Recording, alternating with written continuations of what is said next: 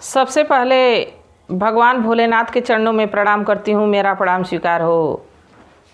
आदिशक्ति माँ भवानी गौरा के चरणों में प्रणाम करती हूँ, मेरा प्रणाम स्वीकार हो। सभी देवी देवताओं के चरणों में प्रणाम करती हूँ, मेरा प्रणाम स्वीकार हो।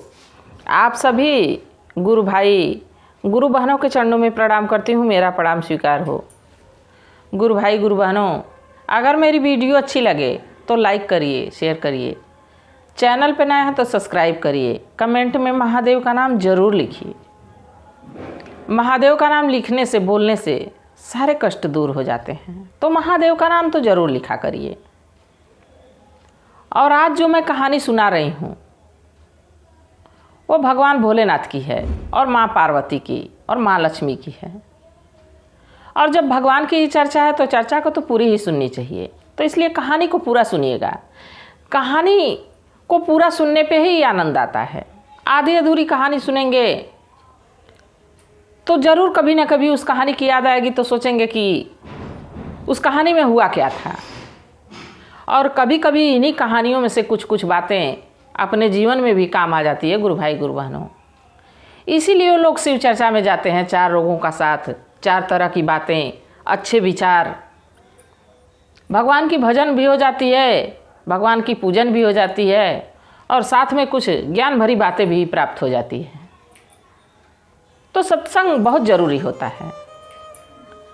और ये कहानी जो मैं सुना रही हूँ ये भगवान भोलेनाथ और माँ पार्वती की है। पर देखिए, हमारी किस्मत में ऐसा नहीं है कि हमको ये नहीं मिला, हमको घर नहीं मिला, हमको कोठा नहीं मिला, हमको गाड़ी बंगला नहीं मिला। भगवान के भी किस्मत में जो लिखा रहता है वही मिलता है। विपत्तियाँ भगवान पे भी आती हैं, दुख भगवान पे भी आता है। ये बस सोचने समझने का फर्क है। तो कहानी को पूरा सुनिएगा। एक बार भगवान भोलेनाथ और माँ पार्वती कैलाश पर्वत पे बैठे हुए थे। भगवान भोलेनाथ अपना ध्यान लगाए थे, समाधि में बैठे थे। माँ पार्वती अकेले अपना मन चंचल उनका हो रहा था। तो सोची कि क्यों ना घूम आती हूँ। तो जब तक भगवान का ध्यान टूटेगा तब तक मैं घूम के अपना चली आऊँगी। तो घूमने के लिए निकली। तक कई देवियों के घर गई। मन नहीं लगता, थोड़ी देर बैठती फिर चली जाती। तो घूमते घूमते वो माँ लक्ष्मी के घर जा पहुँची। माँ लक्ष्मी के घर जब पहुँची तो माँ लक्ष्मी का घर बड़ा सुंदर। अब गुरु भाई गुरु बहनों, माँ लक्ष्मी का ही घर था जो सबको धन दौलत देती हैं। जब उनका ही घर था तो सोचिए कितना सुंदर रहा होगा। अब माँ पार्वती इधर उधर देख रही हैं। अब उनको देख के माँ लक्ष्मी मुस्कुरा रही हैं। मुस्कुराते मुस्कुराते माँ लक्ष्मी कहीं कि पार्वती क्या तुम देख रही हो? आखिर इधर उधर क्या देख रही हो? अरे तुम्हारे किस्मत में ऐसा घर कहाँ? हमारा घर तो देख ही रही हो कितना सुंदर है। चारों तरफ जिधर देखो सोना चांदी हीरा मोती चमचमा रहा था। दरवाजे चमक रहे थे, पर्दे चमक रहे थे, बर्तन चमक रहे थे। मतलब घर में उनके कुछ भी ऐसा नहीं था कि जो खराब लगे देखने में। माँ पार्वती इसको देख रही थी और मन ही मन सोच रही थी कि कितना सुंदर घर है। पर माँ लक्ष्मी जब ताना मार दें तो ताना मारने के बाद माँ लक्ष्मी ये भी बात कहें कि दिल पे मत लेना पार्वती, मैं मजाक की हूँ। बाकी तो गुरु भाई गुरु बहनों, अगर जो हमारा बेटा ही नहीं रहेगा, कोई हमको ताना मार देगा कि अरे इसका तो बेटा नहीं है, तो बात दिल पे लग जाती है। हमारे पास कोई वस्तु नहीं ऐसी है, घर में ही यूज करने वाली कोई हमारे पास वस्तु नहीं है। मेरे पास वॉशिंग मशीन नहीं है, मेरे पास एसी नहीं है। अगर जो कोई किसी के घर हम गए, उनके घर एसी है, वॉशिंग मशीन है, सारी सुख सुविधा की चीज़ है। अगर जो कोई ताना मार देगा कि तुम्हारे किस्मत में कहाँ है, तो दिल पे लग जाएगी गुरु भाई गुरु बहनों। वैसे ही माँ पार्वती को बात तो लग गई। अब माँ पार्वती वहाँ से थोड़ी देर बैठी और उनका मन चंचल था, उठी और कैलाश पर्वत चली आई। जब पर्वत आई तो थोड़ी देर बैठी, तब तक भगवान का जब ध्यान टूटा महादेव का, तो उनसे कहें कि हे महादेव, आज मैं आपसे कुछ मांगना चाहती हूँ। तो महादेव मुस्कुराए और पूछे कि अपनी समस्या बताइए देवी, क्या समस्या आपकी है। तो कहें कि ये समस्या नहीं है, ये काम आपको करना ही पड़ेगा। तो महादेव कहे कि अरे देवी बताइए तो सही। तो पार्वती माँ कहें कि ऐसा है कि हमको ऐसा घर बनाइए कि ऐसा घर किसी का ना हो, तीनों लोकों में वैसा घर किसी का ना हो। और माँ पार्वती कैसे कहती हैं, पार्वती बोली भोले से, पार्वती बोली भोले से, ऐसा घर बनवा देना, कोई भी देखे तो बोले क्या कहना भाई क्या कहना, कोई भी देखे तो बोले क्या कहना भाई क्या कहना।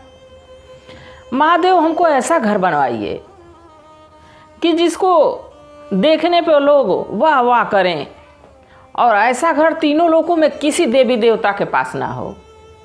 तो महादेव कहे कि हे देवी, हम लोग का घर का क्या काम है, हम लोग पत्थर पहाड़ में रहते हैं, हम लोग तपस्या करने वाले हैं, हम लोग को घर की ज़रूरत ही नहीं है। अब माँ पार्वती जिद करने लगी और महादेव उनको बार बार यही समझाते। महादेव जब समझाते रहे तो कैसे महादेव समझाते हैं माँ पार्वती को, पार्वती से भोले बोले, पार्वती से भोले बोले, तेरे मन में धीर नहीं, तेरे मन में धीर नहीं, इन ऊंचे महलों का रानी, हमको कैसा काम बताओ, इन ऊंचे महलों का रानी, हमको कैसा काम बताओ। महादेव उनको समझाते हैं कि इन ऊंचे महलों का हम लोग को क्या काम है, हम लोग तपस्वी हैं, हम लोग ये पत्थर पहाड़ में ही ठीक हैं। अब माँ पार्वती उनसे बार बार जिद करने लगी कि नहीं, घर तो बनना ही चाहिए। अब पत्नी के जिद के आगे महादेव की कहाँ चली। तो महादेव पार्वती से कैसे कहते हैं, पार्वती से भोले बोले, पार्वती से भोले बोले, तेरे मन में धीर नहीं, इन ऊंचे महलों का अपनी रहना अब तकदीर नहीं, इन ऊंचे महलों में रहना अपनी ये तकदीर नहीं।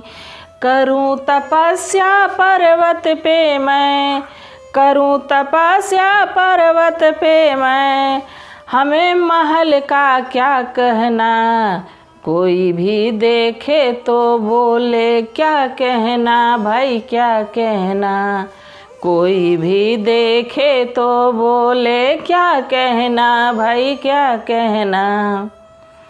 महादेव माँ पार्वती को मनाते हैं, बाकी माँ पार्वती एकदम मानने को तैयार नहीं। वो अपने जिद के आगे एकदम अड़ी हुई थी, क्योंकि उनको माँ लक्ष्मी ताना मार रखी थी। अब वो बार बार कहती थी नहीं, हमको तो आप घर बनवा ही दीजिए, और कैसा घर बनवा दीजिए, सोने चांदी हीरे मोती, सोने चांदी हीरे मोती, चमक रहो हो चम चम चम, दास दासियाँ भरे हाजिरी, दास दासियाँ भरे हाजिरी, मेरी सेवा में हरदम, दास दासियाँ भरे हाजिरी, मेरी सेवा में हरदम। बिना इजाजत कोई ना आए, बिना इजाजत कोई ना आए, पहरेदार बिठा देना, कोई भी देखे तो बोले क्या कहना भाई क्या कहना, कोई भी देखे तो बोले क्या कहना भाई क्या कहना। हमको ऐसा घर बनवा दीजिए जिसमें सोना चांदी जड़ा हो, हीरे मोती जड़े हों, खूब सुंदर घर बनवाइए, उसमें दास दासियाँ नौकर चाकर हों, पहरेदार हों, बिना मेरी इजाज़त के उसमें कोई प्रवेश ना कर पाए। ऐसा भवन बनाइए, ऐसा महल बनाइए। अब महादेव माँ पार्वती के आगे हार जाते हैं। कोई भी पति, गुरु भाई गुरु बहनों, कोई भी पति पत्नी के आगे हमेशा हार ही जाते हैं। उनके जिद के आगे उनकी बात को माननी ही पड़ती है। और फिर भगवान विश्वकर्मा जी को बुलाते हैं। पार्वती के जिद के आगे, पार्वती के जिद के आगे भोले बाबा मान गए, सुंदर महल बनाने खातिर विश्वकर्मा बुलवाए गए। तो भगवान भोलेनाथ विश्वकर्मा जी को बुलाए और विश्वकर्मा जी से कहे कि ऐसी नगरी का निर्माण करिए जो सोने की हो और इतना सुंदर बनाइए कि तीनों लोकों में किसी का वैसा महल ना हो। ये पार्वती का आदेश है, गौरा जी का आदेश है। ऐसा महल बनना चाहिए कि तीनों लोकों में किसी का ऐसा महल ना हो। तो विश्वकर्मा जी महल का निर्माण शुरू कर दिए। गुरु भाई गुरु बहनों, महल तो बन के तैयार हो गया सोने का, खूब सुंदर महल बन गया। अब आई उसकी गृह प्रवेश की बारी। सबको निमंत्रण गया, देवी देवता। अब भगवान महादेव तो सबके हैं, देवता के हैं, मानव के हैं, पशु पक्षियों के हैं, भूत बैताल के हैं, वो तो सबके हैं। तो सबको निमंत्रण दिए, देव दानव मानव पशु पक्षी, किसी को छोड़ा नहीं गया। सबको निमंत्रण भेज दिए, सब लोग आ गए। अब उस महल के गृह प्रवेश कराने के लिए जो ब्राह्मण देव आए, रावण के पिताजी विसर्वा जी को बुलाया गया। अब पूजन शुरू हो गया, खूब धूमधाम से पूजन शुरू हो गया। उसमें सारे देवी देवता दानव मानव सभी लोग आए हुए थे। पूजा समाप्त हो गई। तो जब भी पूजा समाप्त हो जाती है कोई भी गुरु भाई गुरु बहनों, तो ब्राह्मण देव को कुछ दान दक्षिणा दिया जाता है। अब दान दक्षिणा की बारी आई। महादेव ब्राह्मण देव से पूछे कि ब्राह्मण देव आपको दान में क्या दिया जाए। अब वो ब्राह्मण देव उनकी जो महल बनी थी सोने की, उसी को दान में मांग लिए। देखिए गुरु भाई गुरु बहनों, रावण इतना महाज्ञानी पंडित था, आज भी उनका नाम है महाज्ञानियों पंडितों में, पर मात्र उनके गलती की वजह से उनका विनाश हो गया। वैसे ही उनके पिताजी विसर्वा, वो भी बहुत बड़े ज्ञानी थे और वो सोने का महल ही उनसे दान में मांग लिए भगवान भोलेनाथ से। भगवान भोलेनाथ तथास्तु कह दिए। माँ पार्वती गुस्सा के रह गईं कि इतनी मेहनत करके, किसी तरह मिन्नत करके और घर भी बनवाई, वो भी घर महादेव दान में दे दिए। तो उनके किस्मत में उस घर में रहना नहीं लिखा था। अब भगवान भोलेनाथ उनको दान में दे दिए। तो देखिए गुरु भाई गुरु बहनों, जितना लिखा रहेगा जीवन में उतना ही मिलना है, उससे ज़्यादा नहीं मिलेगा।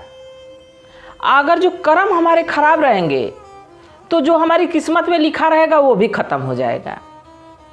अगर जो कर्म अच्छे रहेंगे तो हमारी किस्मत में अगर जो नहीं भी है तो भी मिल जाएगा। अब रावण की किस्मत में था सोने की लंका में रहना, तो उसको पहले से ही महादेव की कृपा ऐसी हुई कि मिल गया।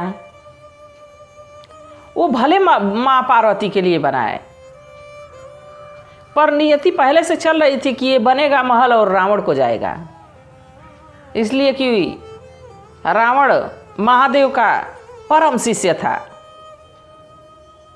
वो बहुत बड़ा भक्त था महादेव का। तो महादेव तो महादानी हैं, दानियों में महादानी हैं। यही एकमात्र ऐसे देवता हैं कि क्षण भर में प्रसन्न हो जाते हैं। अब बाकी तो गुरु भाई गुरु बहनों रुष्ट भी उसी रफ्तार से होते हैं। जितना तेज प्रसन्न होते हैं उतना ही तेज रूठ भी जाते हैं। और मनाना बिल्कुल आसान है। अगर जो प्रेम से भाव से अपने प्रभु को बेलपत्र ही चढ़ा दें, धतूरा ही चढ़ा दें, और बड़े लगन से अगर जो उनको हम याद ही कर लें, तो महादेव हमारे ऐसे हैं कि प्रसन्न भी हो जाते हैं। तो आप लोग भी महादेव को प्रसन्न करने की कोशिश करिए, अपनी जो जीवन की किस्मत है उसको चमकाने की कोशिश करिए। और जिसको कोठी बंगला महल चाहिए वो इस कहानी को ज़रूर सुने और अपने रिश्तेदारों में, अपने परिवार वालों में इस कहानी को शेयर ज़रूर करें। इसी के साथ कहानी कैसी थी इसको ज़रूर बताइएगा। हर हर महादेव।